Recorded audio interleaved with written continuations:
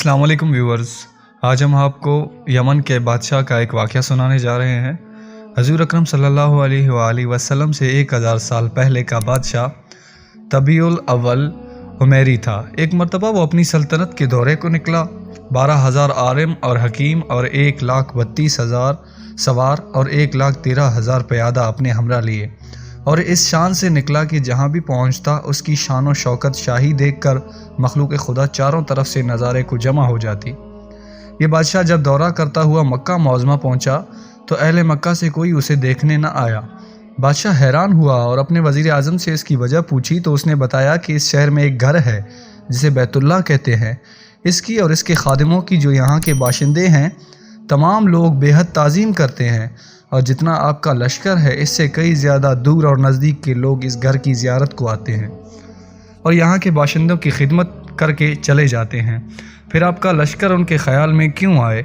ये सुनकर बादशाह को गुस्सा आया और कसम खाकर कहने लगा कि मैं इस घर को खुदवा दूंगा और यहाँ के बाशिंदों को कत्ल करवा दूंगा।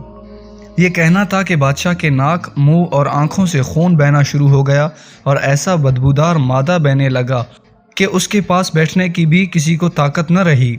इस मर्ज़ का इलाज किया गया मगर अफाका न हुआ। शाम के वक्त बादशाह के हमराही उलमा में से एक आलिम रब्बानी तशरीफ़ लाए और नब्ज़ देखकर फरमाया, मर्ज़ आसमानी है और इलाज ज़मीन का हो रहा है। ऐ बादशाह, आपने अगर कोई बुरी नीयत की है तो फ़ौरन इससे तौबा कीजिए। बादशाह ने दिल ही दिल में बैतुल्लाह शरीफ और खुदा में काबा के मुतल्लिक़ अपने इरादे से तौबा की। तौबा करते ही उसका वो खून और मादा बहना बंद हो गया और फिर सेहत की खुशी में उसने बैतुल्लाह शरीफ को रेशमे गलाफ चढ़ाया और शहर के हर बाशिंदे को साथ साथ अशरफी और साथ साथ रेशमी जोड़े नज़र किए। फिर यहाँ से चलकर जब मदीना मुनव्वरा पहुँचा तो हमराही उलमा ने, जो कुतुब समाविया के आलिम थे, वहाँ की मिट्टी को सूंघा और कनकरियों को देखा और नबी आखिरुज़्ज़मा की हिजरत गाह की जो अलामतें उन्होंने पढ़ी थी उनके मुताबिक इस सरज़मी को पाया तो बाहम अहद कर लिया कि हम यहाँ ही मर जाएंगे मगर इस सरज़मीन को न छोड़ेंगे। अगर हमारी किस्मत ने यावरी की तो कभी न कभी जब नबी आखिरुज़्ज़मा सल्लल्लाहु अलैहि वसल्लम यहाँ तशरीफ़ लाएंगे हमें भी ज़ियारत का शर्फ हासिल हो जाएगा, वरना हमारी कब्रों पर तो ज़रूर ही कभी न कभी उनकी जूतियों की मुक़द्दस खाक उड़ कर पड़ जाएगी जो हमारी निजात के लिए काफ़ी है। ये सुनकर बादशाह ने इन आलिमों के वास्ते 400 मकान बनवाए और इस बड़े आलम रब्बानी के मकान के पास हजूर अकरम सल्लल्लाहु अलैहि वसल्लम की खातिर एक 2 मंजिला उम्दा मकान तैयार कराया और वसीयत कर दी कि जब आप तशरीफ़ लाएं तो ये मकाम आपकी आरामगाह होगी, और इन 400 उलमा की काफ़ी माली इमदाद भी की और कहा तुम हमेशा यहीं रहो। और फिर इस बड़े आलम रब्बानी को एक खतूत लिख दिया और कहा कि मेरा ये ख़त इस नबी आखिरुज़्ज़मा सल्लल्लाहु अलैहि वसल्लम की खिदमत अक़दास में पेश कर देना, और अगर ज़िंदगी भर तुम्हें हजूर अकरम सल्लल्लाहु अलैहि वसल्लम की ज़ियारत का मौका न मिले तो अपनी औलाद को वसीयत कर देना कि नस्लन बाद नस्ल मेरा ये ख़त महफूज रखे, हत्ता कि सरकार अबद करार सल्लल्लाहु अलैहि वसल्लम की खिदमत में पेश किया जाए। ये कहकर बादशाह वहाँ से चल दिया। शाह यमन का ये ख़त नस्लन बाद नस्ल इन 400 उलमा के अंदर जान की हैसियत से महफूज चला आया, यहाँ तक कि 1000 साल का अरसा गुजर गया। उन उलमा की औलाद इस कसरत से बढ़ी कि मदीना की आबादी में कई गुना इजाफा हो गया, और ये ख़त दस्त बदस्त माँ वसीयत के इस बड़े आलम रब्बानी की औलाद में से हज़रत अबू अयूब अंसारी रज़ियल्लाहु अन्हु के पास पहुँचा, और आपने वो ख़त अपने ग़ुलाम ख़ास अबू लैला की तावील में रखा।